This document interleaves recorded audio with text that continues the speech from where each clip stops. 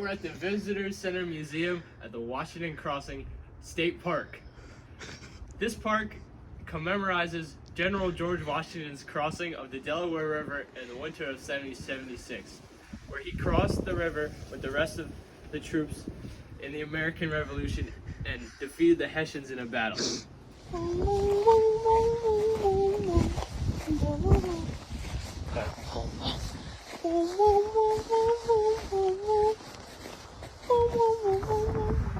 Right now, we're at the river is behind us, the Delaware River.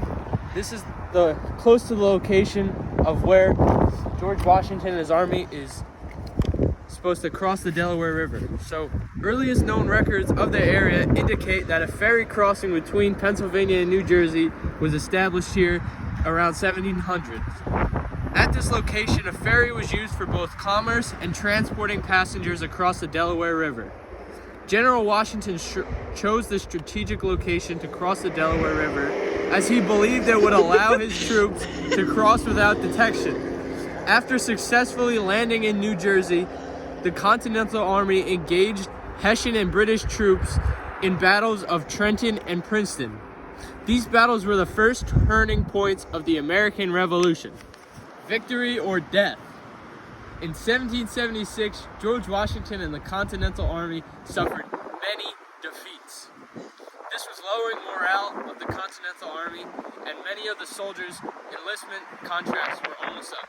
George Washington knew he needed to act fast and secure a big victory. So the plan was, on Christmas night of 1776, George Washington and the army would cross the Delaware River at Johnson's Ferry and launch an attack on the Hessian army at Trenton. After crossing the Delaware, they would march about 9 miles, where they would launch a surprise attack on the Hessians and defeat them, ultimately turning the tide in the war. The crisis of 1776. Shortly after the Declaration of Independence was signed, General Washington and the Continental Army suffered several defeats.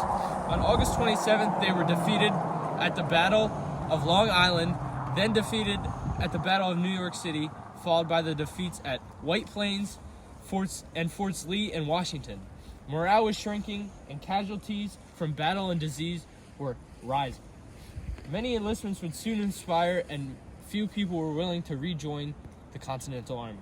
Washington needed a solution fast. His only hope was to gather all the available boats and cross at the Delaware River. At Trenton, the escape across the Delaware River began on December 7th and continued into the next day.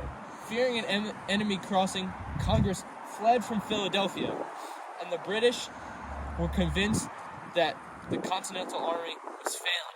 So they set up outposts with Hessian mercenaries all across the upper northeast in New Jersey and New York. You done? Yeah.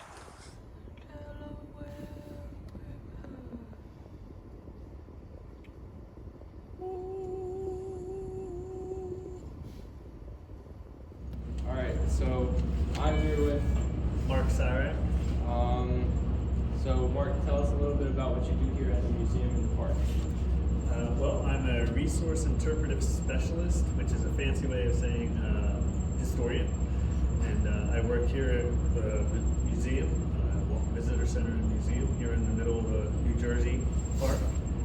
And we have over 500 artifacts on display here, so we talk to the public about the artifacts, actual individual pieces, or just a general overview. We also have a fantastic 27-minute video on the crossing and the battles, the 10 Crucial Days campaign, which is from the Christmas night crossing here through the Battle of Princeton on January 3rd, 1777. So we talk about that entire aspect. The two galleries that we have of artifacts, we have one that focuses on our campaign, the 10 Crucial Days, and then we have another gallery that focuses on the entire war. So we kind of talk to the public about specifically our story, but we can talk to you about the entire war as well. Within the park also, we have the Johnson Ferry House, which is just down the road in the park a piece. That is the only witness building to the crossing on either side of the river at the crossing point. When I talk about a witness building that is a building that actually was there and is still here today, as opposed to we do have some foundations that were around from that period, but the building itself is no longer here. So that's an excellent site to go and visit, and obviously you can also go down to the river itself, see the crossing point. We marked the lower landing of the ferry down there where Forces Artillery got off. Men were within a quarter mile north and south of that, most likely, so that whole area is the crossing area. Men crossing in Durham boats, which are slightly different. The ferry boats are built for everyday commerce to bring that horses and oxen and wagons, which makes them perfect for the artillery, whereas a Durham boat, actually we have a nice model right down here of a Durham boat, and that was built specifically to take iron ore up and down the river. And if you stand in one, it comes up to about here on me, and they were perfect for moving the infantry, the actual soldiers across the river. So the two main boats are the Durham boats and the ferry boats. Okay, so why was Trenton occupied by the Hessians during the Revolutionary War, not the British? Well, the Hessians were part of the Crown forces. Essentially, the British Army was not large enough to handle trying to bring the colonies back into the fold. So it was kind of standard for the time period that you could hire out from other countries. The Hessians are from the bulk of them are from two principalities in what today is present-day Germany, but present-day Germany did not exist yet. The unification of the German states doesn't occur for another 100 years after the Revolution. So at this time, there's about 27, I believe, different principalities, and Hesse-Hanau and Hesse-Kassel both gave the most amount of troops to the Crown forces. They were rented to the British. So they all kind of became known as Hessians, even though there were Brunswickers and Waldeckers and several. There was 6 different ones that actually served here in America. A 7th one was at the Strait of Gibraltar.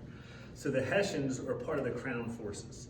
So the British utilized them in all manner, just like they're part of their army.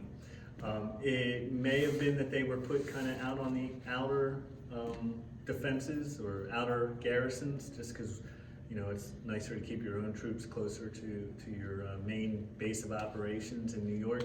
There's no guarantee of that, but they kind of do set up the Hessians at both Bordentown, a little bit south of Trenton, and at Trenton itself.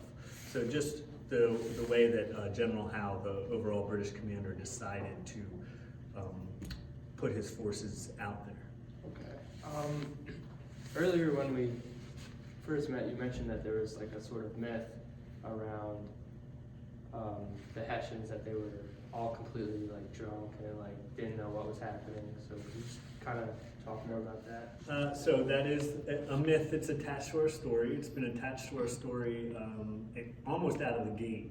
It seemed that like there were several different accounts that started saying that the Hessians were celebrating Christmas or drinking to excess. But there's actually no evidence of that. In the early 1800s, one of the soldiers that was here, John Greenwood, who was a 16-year-old fifer in the 15th Massachusetts, but carried an actual musket at the Battle of Trenton. He was in a court case, and somehow, and I don't recall why, the Battle of Trenton comes up. And he's basically asked that question point blank, and he says that, I was there and I didn't see a single solitary member of the enemy that was intoxicated. So as I always say, he was kind of there, I wasn't, so I take him at his word.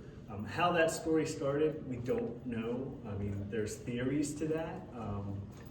For instance, when the Americans win the battle, part of standard rations is you can have a little bit of rum with your rations. So the Hessians have several casks of liquor, rum, in Trenton.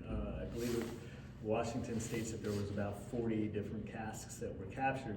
And before he can do anything about that, some of the Americans actually will start to drink to the point of excess. Okay. So Washington actually sends men down to destroy and bash in all those casks so that stops. So maybe that got out and somehow it transferred from the Americans to the Hessians were the ones that were drunk. Another theory is that the Hessian commander, Colonel Rahl,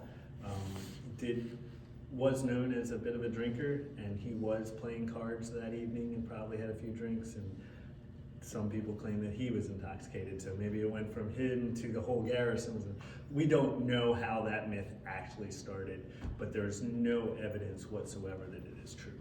Okay, and so my last question would be, how did this affect obviously this was a major turning point in the American Revolution itself, but how did this kind of set up future battles at the Battle of Princeton and Trenton, and future battles that led to the victory of the American Revolution?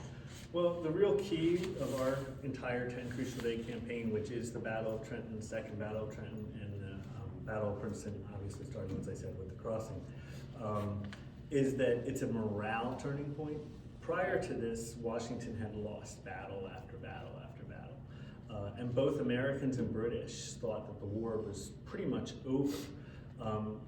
There's a huge overconfidence factor for the Crown forces.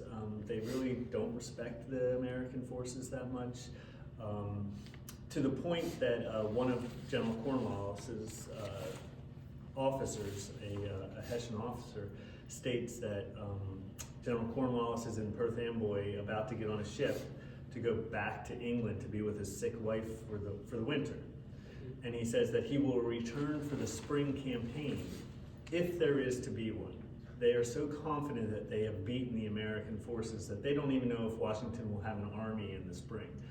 Washington, of course, is up against December 31st. About half of his army's enlistments are up and they can go home. So there's a lot of risk, and it's one of the reasons that Washington takes this huge gamble of crossing the river and attacking the Hessians in Trenton in the first place.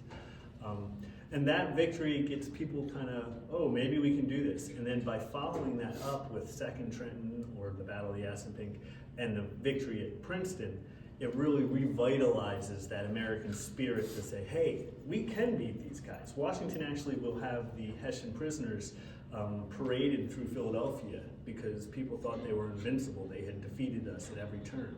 And here we had finally defeated them.